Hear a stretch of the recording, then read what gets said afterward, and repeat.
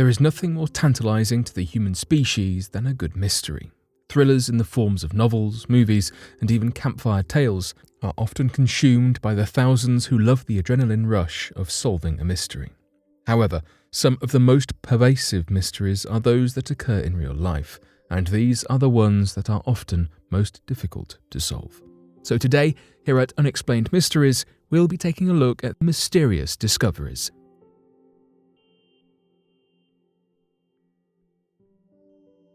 Secret city has been found hiding below the Amazon jungle.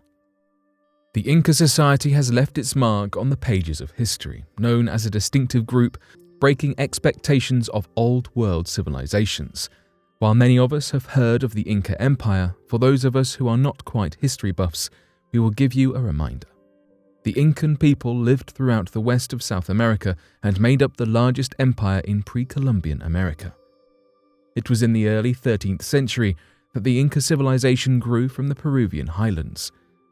The empire flourished, making notable strides in architecture and religion, building roads, mapping the way from Colombia to Argentina.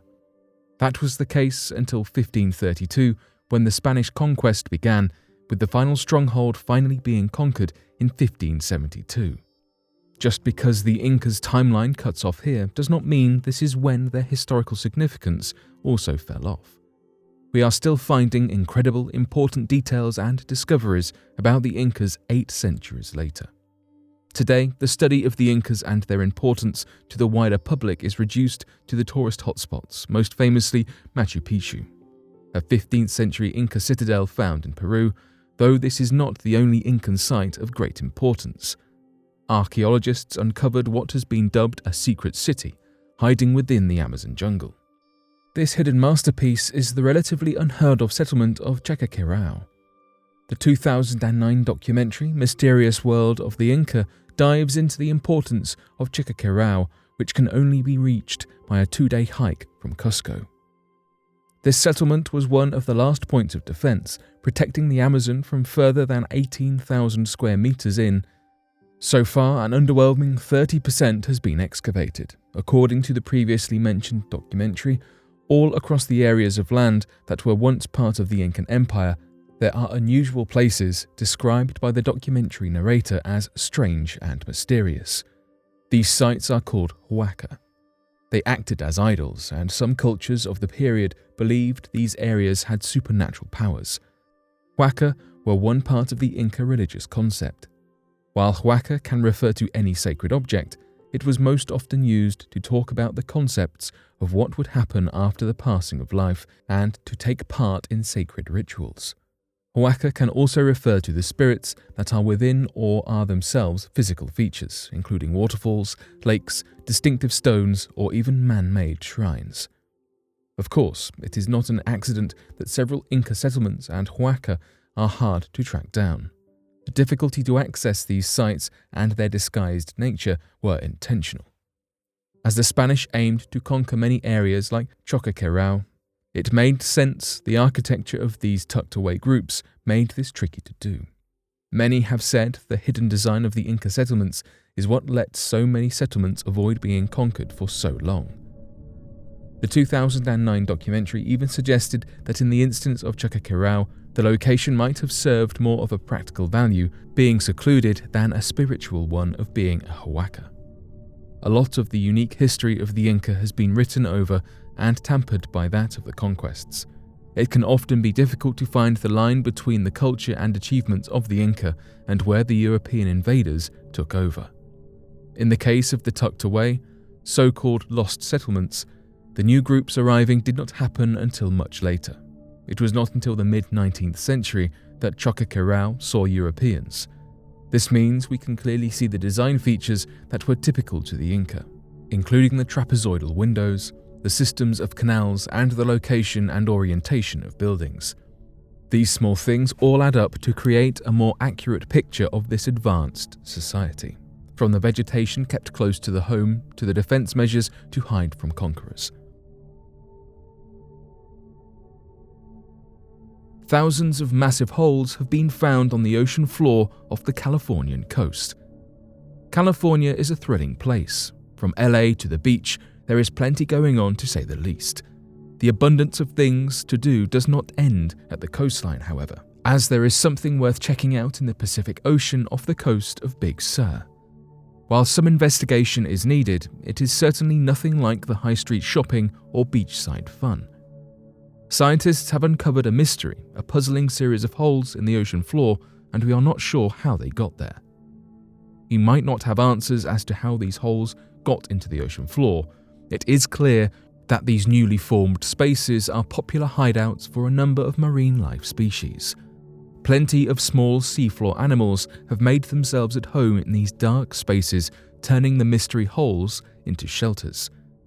Researchers that are checking out these strange holes are from the Monterey Bay Aquarium Research Institute, and they uncovered a staggering 15,000 unexplained holes in the seafloor. These are not small circles on the floor. These are large, noticeable holes. The average gap spanned 11 meters in diameter and 1 meter in depth. 30% of the pits had human rubbish within them. Not only were the fish living in the holes, but also living within and alongside the rubbish carelessly tossed by neglectful humans. A further 20% found items like stones, kelp holdfast, and one even had a whale skull within it, though sediment that was found surrounding the holes remains empty. The research team was able to discover that these holes exist at all only due to another survey being conducted. The initial survey aimed to study underwater features known as pockmarks. These are bigger dents in the ocean floor, though they are significantly bigger than these holes, clocking in at an average 175 meters wide and 5 meters deep. Pockmarks are significantly easier to research as they can be seen, detected, and identified on ship-mounted sonar. This makes observations and data much simpler to obtain, and so we have known pockmarks line the ocean floor since a 1999 survey. The pockmarks we know of cover 1,300 square kilometers of the sea floor in the coast of Big Sur, with about 5,200 pockmarks accounting for this space. Despite knowing about pockmarks for much longer than these newly found holes, we still do not have any inkling as to what causes either to occur.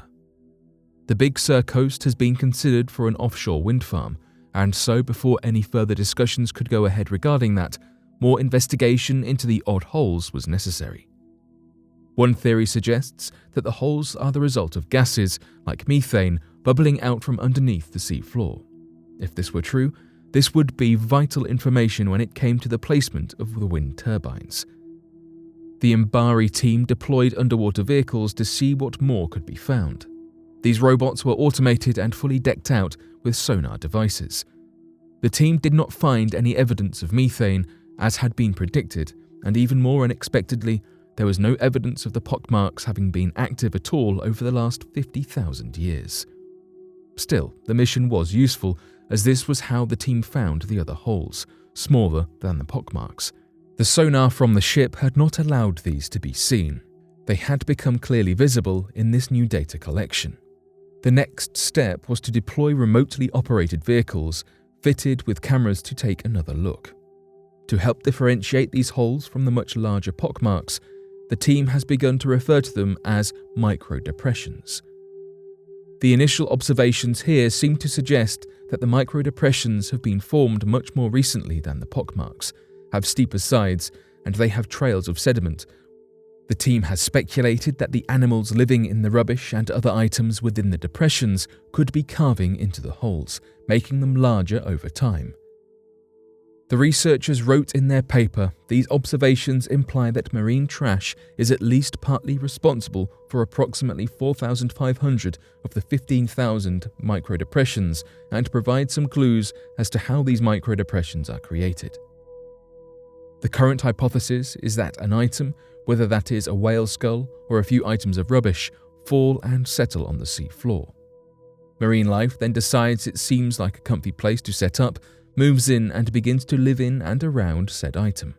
Their movement disturbs the sediment, meaning a small divot is made in the sea floor, from which the microdepressions are eventually formed.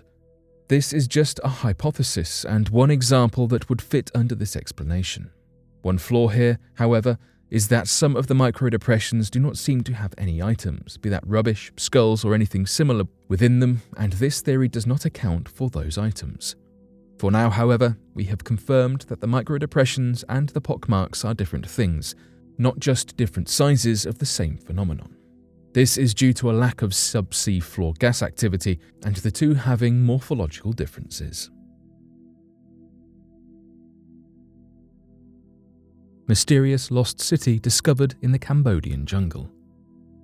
The Cambodian jungle is a place of much intrigue, but the greatest discovery by far was that of the lost city of Mahendra Parvata. Archaeologists utilized laser technology combined with ground surveys to find the lost city placed within the Phnom Kulen Mountains.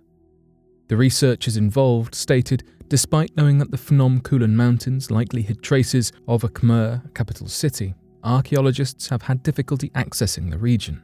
The mountains are covered in dense vegetation, and they were one of the last strongholds of Khmer Rouge guerrillas until the 1990s. Landmines and unexploded ordnance continue to pose a threat to communities living and working in the mountains and complicate archaeological research.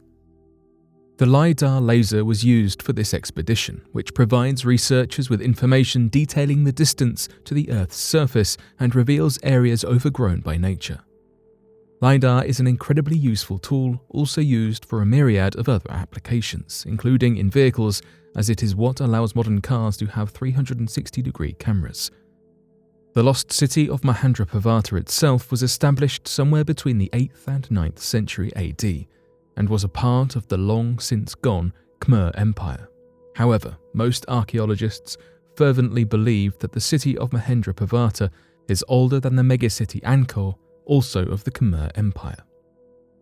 LiDAR has shown that there is a hydraulic architectural design in Mahendra Parvata, although it was never completed. Researchers claimed this meant that the water management system was not sufficient to support irrigated rice agriculture, which may suggest the city did not last long as a Khmer power centre, even though the reservoir at Mahendra Parvata was not functional and may have inspired the vast artificial lakes that would become a defining feature of Angkor. Aside from the lost city itself, researchers went to check out the mound fields surrounding the site. It is an area composed of 366 mounds, all in strange geometric patterns of 15 groups. At the site, archaeologists discovered ceramics and building remnants from the 10th century AD. Although the purpose of the mounds remains unknown, it is likely that, whatever they were, the mounds were built later than the majority of Mahendra Parvata. In a different yet related project to the finding of Mahendra Parvata, scientists found more information that explains why the city of Angkor fell. The study argued that instead of a catastrophic event, as many people tend to assume, the city fell gradually through the course of a certain period of time. The city of Angkor was once the powerhouse of the jungle Khmer Empire, which at one point was believed to house 1 million people. The fall of Angkor could be related to the fall of Mahendra Parvata and all neighbouring cities of the empire. Some researchers believe that Angkor fell due to surrounding states invading or attacking the empire's assets around 1431, and this is currently the leading theory. 2000-year-old monolith reveals hidden symbols in the Amazon. Some of the most fascinating evidence of the ancient history of the Amazon lies hidden deep within the dense jungle, requiring historians interested in studying and recording the lives of the long-gone original residents of the area to hike and climb perilous distances through the sprawling trees and choking vines. However, it is all worth it when they make an important discovery that helps to preserve the history of the ancient people. Recently, a team working in northern Peru was able to make one of these fascinating discoveries when they 3D scanned the eroded remnants of a massive monolith that dated back an astonishing 2,000 years. The monolith itself was not hidden. In fact, it was in plain sight and was known about by the locals in the area. However, the village that surrounded the stone was incredibly remote and rarely visited. So it was not until a team of researchers set out to hike the thousands of meters to reach the stone that the markings were able to be studied more extensively, and what they found was truly astonishing. Although there was some visible evidence of carvings on the stone, they were severely eroded and in danger of being lost entirely if the erosion continued. In order to digitally preserve and more closely study the designs, the team hauled a 3D scanner up to the village and created scans of the illegible carvings. The scanner was able to better capture the carvings that were no longer visible to the naked eye and paint a picture of what the monolith may have looked like thousands of years ago when it was originally created.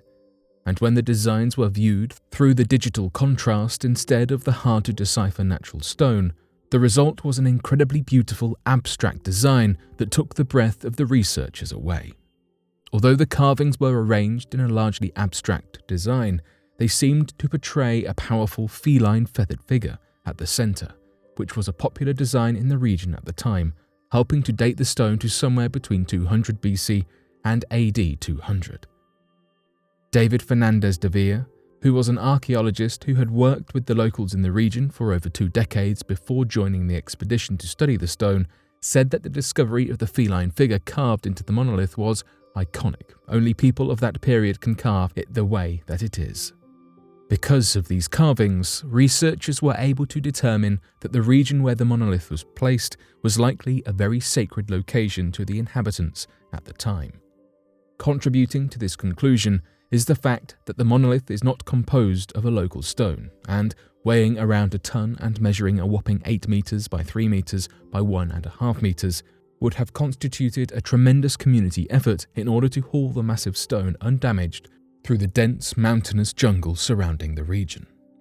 Now that researchers know that the region was likely a sacred place to the ancient people of Peru, they hope to be able to work with the present-day local inhabitants in order to further study the area in hopes of learning even more about how the people who made the area their home over 2,000 years ago lived and worked. Moon landing tapes got erased. In 1969, one of the most significant scientific advancements of modern history was made, as man first stepped foot on the moon. Despite the clear importance of such a momentous occasion, the original footage could not be tracked down and was admittedly lost by NASA themselves. In 2005, NASA began to search for the 14-track data tapes that contained and recorded data that was transmitted directly from the moon. When these tapes could not be found, the assumption was that this data had been deleted and the tapes reused after transferring the data elsewhere. This was standard procedure and accepted practice at the time. These tapes included video footage alongside other data collected. On the NASA webpage, theories, criticism, and mania surrounding the sensationalist headlines are addressed, as it is made abundantly clear that this data and information is available and accessible elsewhere. It is only the originals that were not found. The data was related to what was the Manned Spacecraft Center, though is now known as the Johnson Space Center during the mission itself. This, among other locations, recorded the data. There is no missing video footage or other information missing from the Apollo 11 moon landing. However, this questionable cloud has a silver lining. As NASA appeared to be engaged in a battle between the inaccurate headlines of the media, the hunt for the originals overturned higher quality broadcasting containing the video footage. NASA engineer Dick Navska and his team stumbled across this find. He said he and his team was desperate to do something for history, if we could. Kinescopes were found to have been recorded at the National Archives, and tapes were uncovered that were sent directly from Houston to CBS. Perhaps not in the original form, but the raw data was archived successfully. Following this successful and relieving discovery, NASA began work with a California company to restore and enhance the original footage, improving the definition and image quality, though this also proved to be a problematic move. With a Hollywood company on board, the rumors that the moon landing was faked, staged, or recorded on a military base grew rampant once again. Navska commented, "This company is restoring historic video. It did not tell me where the company was from." Despite the rich rumors and strange headlines, there does not appear to be missing footage of Apollo 11, simply reformatted and discarded originals. All the information is there. 1 million missing penguins. Imagine you take a trip out to Antarctica for the first time. Apart from the cold that you are anticipating, you also cannot wait to see all the animals in their natural habitat: polar bears, seals, and especially penguins. These waddling, aquatic, flightless birds have always existed in the southern hemisphere in large groups. Upon landing, you finally see the thousands of penguins huddled together. However, you also noticed something concerning. Hundreds of thousands of penguins appear to be missing. What exactly happened to the penguin population? That was the same question that researcher Henri Vimerskirch stumbled upon when he was sent on an expedition to take photos of a very penguin-inhabited island called Isla de los Cerdos. Where the land used to be covered in penguins, he eventually discovered that 500,000 pairs of king penguins and their baby chicks had disappeared. That accounted for almost 90% of the entire colony's population. This was not any small deal either, as king penguins were the second largest species of penguin. To answer this burning question, Henri and his team decided to set upon an expedition to collect samples in the area. When arriving in the middle of the king penguin nesting season, they came across thousands of newborn chicks, but also large areas of empty rock at the same time. After calculating the numbers, almost 67 square kilometers of land that king penguins once inhabited were empty. This quickly became concerning because king penguins were not known to be a threatened species. Scientists scrambled to find answers to predict what would happen next. They decided to carry out an experiment which involved placing trackers on 10 penguins to see if their diet had changed, with the researchers theorizing that the penguins may have been traveling to places outside of the island. They also installed night vision cameras to see if any penguin chick predators were nearby. Finally, the researchers also collected features and bones to analyze for possible causes such as disease. After coming up with a bunch of possible explanations and using their evidence to rule out certain possibilities, they finally came up with a conclusion. The root cause of the penguins' disappearance was likely the increased ocean temperature. Because the temperature affected their food supply, they likely had to travel further out to look for food. Not only were the penguins putting themselves at risk, but they also had to leave their chicks behind, exposing them to more predators. Due to climate change, the rising ocean temperature is likely to increase. This is, however, just a theory, and scientists are not exactly sure what the cause for the penguin disappearance on Isla de los Cerdos is. Subterranean level under the Treasury, Petra, Jordan. Al-Khazneh, or the Treasury when translated from its Arabic name, is a temple in Petra, an ancient city of the Nabatean kingdom. Today, the incredibly intricate, impressive and grand temple has become a fair tourist attraction, with tourism even becoming the primary source of income in Jordan. Originally, Al-Khazneh was built as a mausoleum and crypt during the 1st century, and, as its name might suggest, people believe there are the pharaoh's treasures hidden beneath. However, some of the more interesting aspects of this fascinating temple seem to be hiding beneath the surface. The Al-Khazneh crypt is an underground burial crypt that sits beneath the treasury itself. What's more is that human remains have been found in 4 of these chambers, seemingly from 11 different people. The crypt was discovered in 1996, and the human remains were uncovered in 2003 when the site underwent an excavation, led by Suleiman Farahat. This excavation was truly successful, allowing for a great amount of information to be uncovered. Not only was there both the discovery and confirmation of humans having been present, but archaeologists also found bowls, incense, and gifts dedicated to gods, all of which indicate a strong religious presence. Farahat concluded that Al-Khazneh sat during a religious complex, with the crypt itself functioning as a place of worship. An altar was found within the crypt too, complete with lingering incense residue, which, while it has not been confirmed, is suspected to be frankincense. Some have also presented the idea that the altars, ritual materials, and apparent offerings could suggest that this was a place of celebration and pilgrimage. Another particularly interesting find found within were 3 tombs. These tombs were produced in the Nabatean style and were found 6 meters beneath the surface level. Considering their age, the tombs were in great condition, even with steps leading into them. Several artifacts were found that are useful in dating the tomb, all of which indicated somewhere roughly near the 1st century before Common Era. Of course, the human remains were highly influential in helping to determine this date, though plenty of pottery samples also aided this conclusion. Carbon-based offerings that were found within the crypt, such as incense, provided a more precise date. So while before we were operating in the wide period circa 100 BCE all the way to 100 CE, these carbon-based artifacts, one of which was a niche holder carved from stone from which offerings were hung, allowed research to focus primarily at the beginning of the 1st century CE. Similarly, archaeologists were able to determine that the Al-Khaznir crypt was built during the reign of King Aretas IV.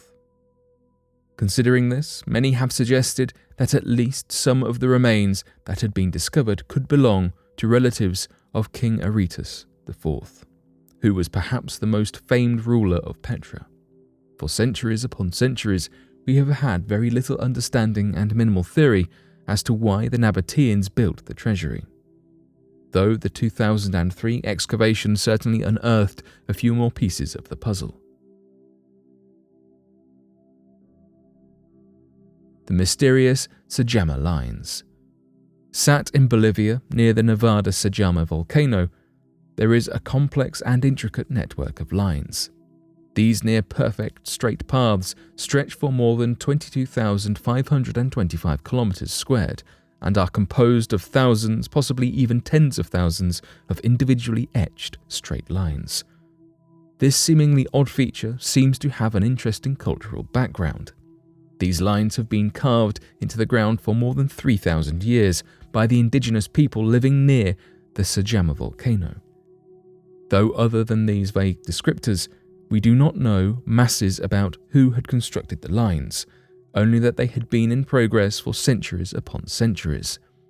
This work is inarguably impressive, with their linear length being estimated to be 3 times the width of the United States. These impressive statistics make the Sajama Lines the biggest archaeological site in the Andes and, by some, is the biggest piece of artwork worldwide. The physical creation of the lines themselves have come from scraping away vegetation and the surface material with dark pigmentation, such as soil and oxidized rock, until a lighter material slowly appears. The formation process seems to be like those of the Nazca lines. However, with both sets of lines, we do not know why they are there, the purpose, if any, of them being there, nor how they had been made so precisely, especially given the near-perfect straight nature of the Sajama Lines. An impressive feat when considering the natural topography and obstacles that would have undoubtedly hindered this process. Some people have presented theories behind the purpose of the lines, suggesting that they were used by indigenous people to find their way to sacred sites while on pilgrimages. The lines therefore connected the villages situated throughout the lines to the sacred sites in question. The religious and cultural connection theories seem to hold some weight, as there are points where the lines intersect and remains of wakas and chulpas, which are shrines and burial towers, and many of the lines lead to various Catholic churches.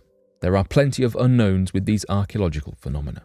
Perhaps there are more answers in our future, or maybe these questions will remain unanswered for centuries more.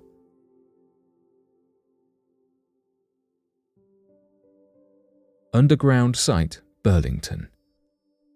Classified information refers to anything that the government considers sensitive enough to protect from public or general knowledge. Typically, this means that there are laws and regulations in place that prevent all but a small number of people from accessing this information. Historically, there have been plenty of documents and materials kept away from prying public eyes, though it is a little less regular that we will see a document, location, or other sensitive material become declassified. With each 25 years that pass, information that is classified typically is reviewed. After all, at some point, we surely accept that the need for secrecy has passed and that it is now safe to share the information with the world. In 2004, An announcement went up on the Ministry of Defence website explaining that there is a government underground site in Wiltshire, southwest England, that was kept secret, though declassified at the end of 2004. It had been intended to be used as a government relocation site in the instance of potential destruction of warfare. This was the first time any official comment had been made regarding the underground lair tucked away and hidden beneath the pretty town of Corsham. Some might even say that for 40 years, this was the most closely guarded secret of the British military. So, why had there been the need for a possible government relocation site in the first place? In the 1950s, at the peak of the battle between international superpowers, the looming threat of warfare was growing to an increasingly sincere concern. In light of this, the Cabinet Office decided, in the event of a conflict, that it would be a promising plan to prepare with an alternative seat of government.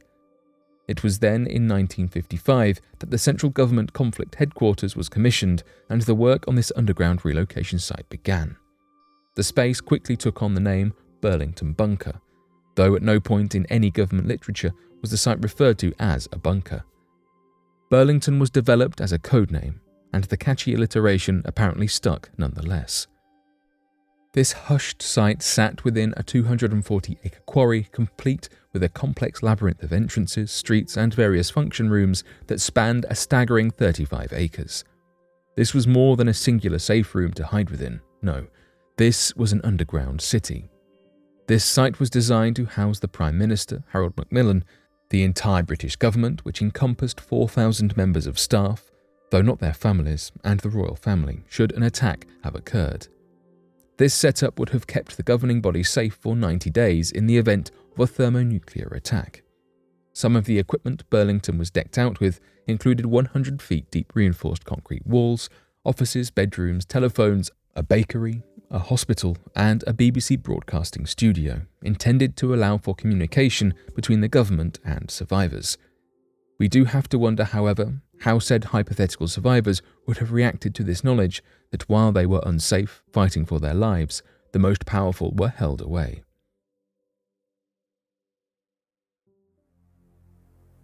The disappearance of Jeremy Bright. On August 14, 1986, 14-year-old Jeremy Bright attended the Coos County Fair in Myrtle Point, Oregon, with his 10-year-old sister. At 2 p.m., Bright and his sister decided to split up to explore the fair on their own, with a plan to meet back together near the Ferris wheel at 5 p.m. Jeremy never showed. Jeremy Bright's stepfather and sister waited for his mother to arrive home the next day before contacting authorities. In his room, his mother found his wallet, watch, and key to their family apartment, but found no other clues as to where he could have gone. On August 15th, his mother filed a missing persons report with local police. Police opened an investigation suspecting foul play in the boy's disappearance. But a few days later, on August 23rd, they announced they no longer suspected foul play because of several reported sightings of the boy. Instead, they announced that Jeremy Bright was now thought to have run away with the travelling carnival. However, this was not the end of the case, as new and strange rumours of Bright's disappearance began to arise. One of these rumours came from people who said that Jeremy Bright was seen at a party where he ingested beer laced with an illegal drug that caused a fatal overdose. Some people believed this theory since it was known that 14-year-old Jeremy had a heart murmur, which could lead to a higher possibility of overdose. But the question unanswered was, if Jeremy did die while at this party, where was his body? No one had an answer. Another rumour was submitted as an anonymous tip from a prison inmate. The inmate said that Bright was accidentally shot by a group of criminals while he was swimming with friends in a local swimming hole. The people responsible allegedly attempted to resuscitate Bright in a remote cabin, but his wound was too severe and the boy died while in the cabin. The inmate claimed that the boy was buried in a shallow grave around the cabin and provided authorities with the location. However, after searching the property, police found no sign of Jeremy Bright or his remains. On another occasion, police began searching every well in Myrtle Point after someone submitted an anonymous tip saying that Jeremy Bright's body could be found at the bottom of one of the wells. Again, police came up empty-handed with no sign of the 14-year-old boy. Investigators then received a tip that told them there was a young man named Jeremy Bright who was working for a circus company in Florida. Florida was known to be a state where many traveling carnivals moved to during the wintertime. This meant it was possible that Bright could have ended up in Florida if he had ran away with the traveling carnival, as authorities had initially speculated. When investigators made it down to Florida, they found Jeremy Bright. However, this was another Jeremy Bright, who was older and originally from Colorado. The last lead authorities had for Jeremy Bright's disappearance was Terry Lee Steinhoff, who had babysat Bright at one point. Steinhoff was charged with the murder of a 32-year-old woman who he had stabbed to death. Before he was charged, there were some reports of people seeing Jeremy Bright in the passenger seat of Steinhoff's truck. Nonetheless, Steinhoff never admitted to having anything to do with Jeremy Bright's disappearance. Unfortunately, all the leads police followed ran cold, and Jeremy Bright was never seen again.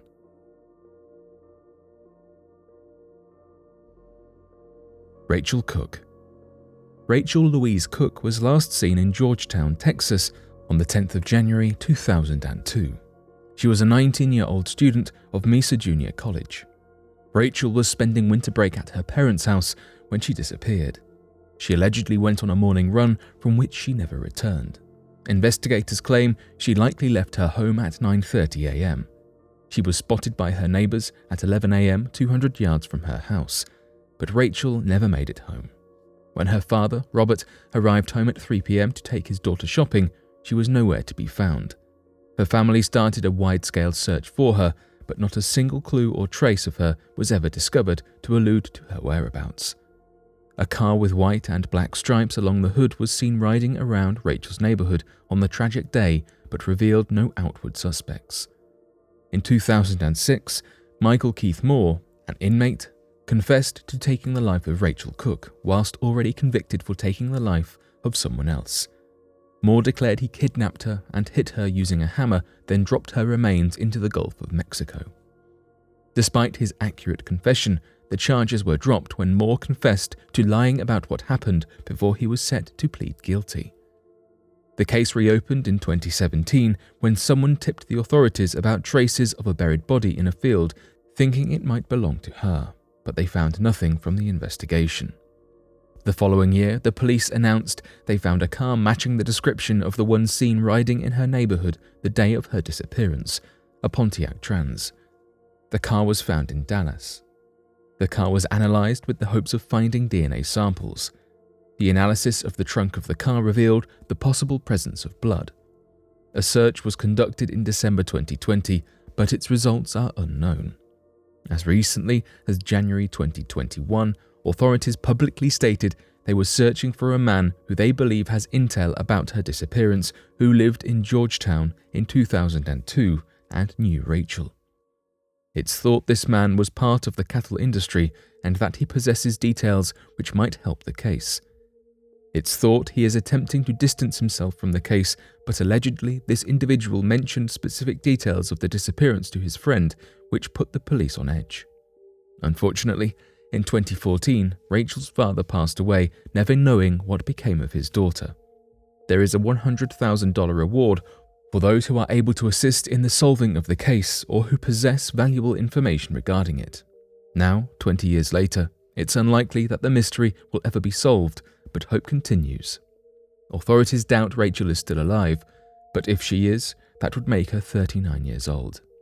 Throughout these 2 decades, the family and county sheriff's office have tracked down a myriad of fruitless anonymous tips. Rachel's mother holds out faith for the truth, having stated, "Somebody out there knows something.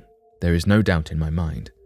It's just a matter of them knowing they need to come forward with that information."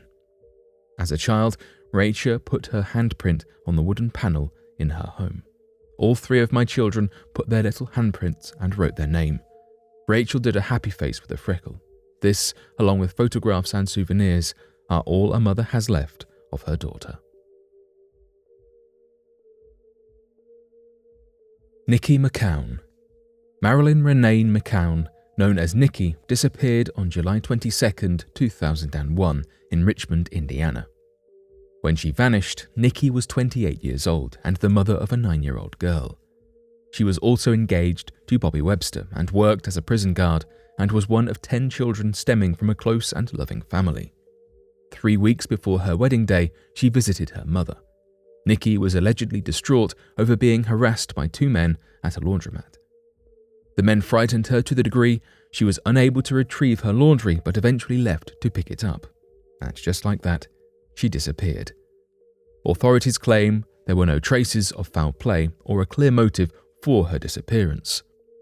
On the day of her vanishing, her fiancé Bobby was at a tuxedo shop with his best man with the intent of meeting with Nikki later that day to spend quality time together. Her family worked closely with the police to theorize the reasons for her disappearance. The first theory was that she was kidnapped by the 2 men who accosted her that day. However, they were never identified or found. The second suspect was Bobby due to his strange behavior following her disappearance. He cancelled their wedding instead of postponing it. Secondly, he asked for her community college tuition back and was angered upon the discovery it was paid by for her workplace. Thirdly, Bobby attempted to return his wedding ring but could not because it was bought under Nikki's name. According to him, it was out of a desire to obtain the necessary funds to continue searching for her and to purchase a mobile phone, which at the time was still a luxury item. Bobby was tested using a polygraph test he allegedly failed, but his lawyer argues he was not permitted to see the results. Her car was found 3 months later outside of an apartment in Ohio in Dayton, which was a 45-minute drive from her Richmond home. The police found evidence that the car had been meddled with, a broken door lock and stolen stereo, but without a trace of fingerprints or DNA for potential suspects. Nikki's laundry was still within the car, meaning she safely left the laundromat. Nikki's ex lived in the apartment where her car was found, but had a solid alibi of working the day she vanished and is believed by the police to be uninvolved in the case due to a successful polygraph test. Nikki had a co-worker in Dayton and could have driven to them after picking up her laundry. A prominent theory suggests the guilty party drove the car to the apartment to conceal their involvement. This theory strengthened Bobby as the main suspect despite his claims of innocence. Finally, Tommy Swint, her co-worker, was a third suspect, a security guard and corrections officer. Swint attempted to join the police force but was made to resign due to being a suspect in the case. In 2007, the police were contacted and told to investigate Swint via Tina Ivory, who at the time was a Dayton prostitute, but her life was taken from her in 1991, and who Swint supposedly dated. Nikki's sister revealed in 2008 that Swint and Nikki had an affair. In the same year, the blood and semen on Tina were matched with Swint's DNA. Swint took his life before he could be prosecuted. He is now considered the prime suspect not only in Nikki's case, but in multiple others. But this case is to forever remain unsolved, given Swint is deceased and unable to testify or be charged. Her body was never found, and she's still officially reported as missing.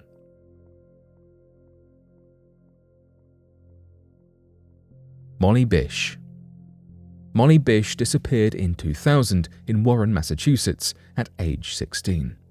She worked as a lifeguard at Commons Pond, a woodland location. Maggie, her mother, dropped her off only to be contacted by the authorities 3 hours later when she was told the pond had no lifeguard present. Her mother found Molly's belongings by the shore, but no Molly. Authorities searched the woods but did not find her. There was no sign of foul play, but the police and her family believed she was taken. Maggie thinks a man she spotted in a white car by the lake might have been the culprit. He was allegedly seen at a nearby cemetery soon after Molly disappeared. A website and email chain were created to get the word of her vanishing out to the world. Sketch artist Jeanne Boylan was commissioned to draw the prospective kidnapper in 2001. However, the sketch provided no leads, and neither the man nor Molly have ever been seen again. Molly's parents promote child safety in the hopes of stopping other parents from suffering as they have. Molly's body was found in 2003 at Whiskey Hill, 3 miles from Commons Pond. No cause of death was determined, but it was believed to be a homicide. There is a $100,000 reward for those offering information that will apprehend the culprit. There are several suspects, including offenders Robert Burno, Rodney Stanger, and Gerald Battistoni. All 3 match the culprit's description and were in the area during the time of her abduction. Battistoni attacked and drowned another victim in the past, but he passed away in 2014. Holly Parainen, a 10-year-old girl, was kidnapped and her young life taken from her 7 years prior to Molly's passing. Molly wrote to Holly's family after she vanished. The two cases are extremely alike. Like Molly, Holly's culprit still has not been confirmed despite potential suspects. New DNA testing has been conducted since 2019, and authorities state it might give insight into who took the life of Molly Bish. A new suspect was added in 2021, Frank Sumner Sr., who has been a recurring person of interest for years, but the police were recently able to confirm information they received about him in an anonymous tip. Sumner took and attacked a girl in 1981, was convicted, then released for parole in 1998. He was free during the time of Molly's abduction. Sumner passed away in 2016 without being charged, but the investigation is ongoing. The pain of the families of these victims is unimaginable, and we can only hope that they will someday find closure. Wanda Faye Walker. Nashville, Tennessee grandmother Wanda Faye Walker disappeared on October 5, 2016. Since her vanishing, the case has grown cold, and the Nashville Metro Police are calling for a renewal in tips and information regarding her in hopes of revitalizing the case and finding out what happened to Faye. There's an $11,000 reward for those offering information. The 60-year-old was last seen on 11th Avenue Street where she lived. However, she did not come to work at the Dollar Tree where she worked part-time. The next day, her car was found locked and abandoned on Wade Avenue. Authorities found a large amount of Walker's blood staining the inside of her car. Quantisa Chambers, Faye's granddaughter, has stated, "We definitely miss having her around. Her smile, her laugh." Faye's family has called for assistance in finding out what happened to the beloved grandmother, convinced that someone has to know something. Faye Walker used to be a teacher at Metro schools before her retirement. It said she loved her job, but old age made it difficult to continue, and so she worked at the Dollar Tree to upkeep her income. Chambers loves her grandmother deeply and is terribly saddened by her disappearance, as, according to Chambers, "My granny was, the rock of our family." Walker's family seek closure in whatever way it may come. They wish to know what happened to their beloved grandmother, although there is little hope she is still alive, as foul play is the prominent theory. In November of 1999, Larisha Walker, Faye's daughter, disappeared similarly without a trace. Larisha's missing case has likewise grown cold over the years, with no one knowing what happened to her. The disappearance of Paula Jean Weldon. Vermont is one of America's most beautiful states. Running through it are the Green Mountains from Massachusetts to the border with Quebec in Canada. The mountains encompass a 273-mile hiking route called the Long Trail, which was created in 1910. It coincides with the famous Appalachian Trail, another tranquil, scenic walking route on America's east coast. But the Long Trail is the route of choice that we are focusing on in this story. But for one family, however, 1946 was a year of hell. Paula Weldon was a regular student, studying art at Bennington College, Vermont. She worked shifts in the dining hall and after finishing up one afternoon, headed back to her dorm room to change for a hike she had not yet had the chance to undertake, the Long Trail in the Green Mountains. Paula told her friend that she would be gone for a few hours, and given her clothing choices, most definitely did not expect to be out after dark when the temperatures would almost certainly drop below freezing. December in Vermont is a long, cold, dark month. After leaving the school grounds and heading towards the mountains, a man named Louis Knapp claimed to have picked up a girl matching Paula's description on Route 67. Just after 4 p.m., she was spotted by locals in the small stretch of road between Bickford Hollow Brook and Hellsbrook, meaning that Knapp did indeed drop her off at her intended location.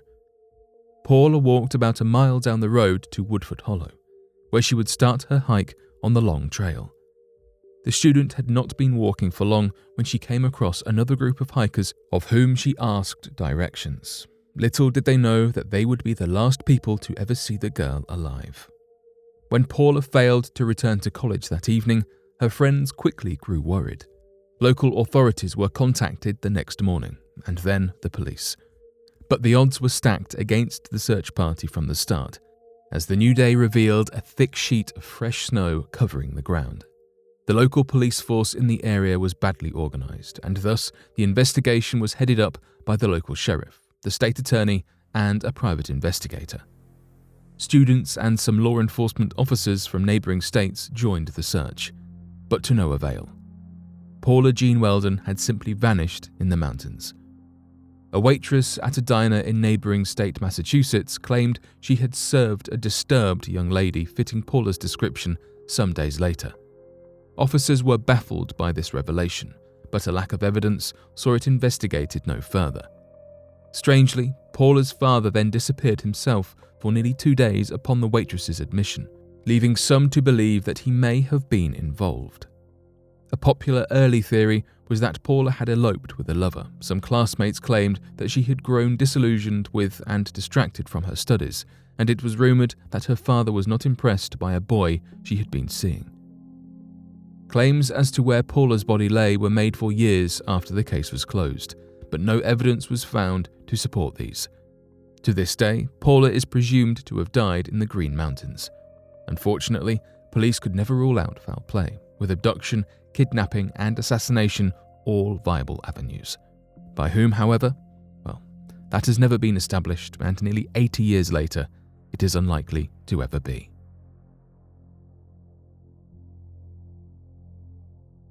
But what do you make of these mysteries and disappearances? Be sure to let us know your thoughts in the comment section below and help us by growing this community while working to solve these unexplained mysteries.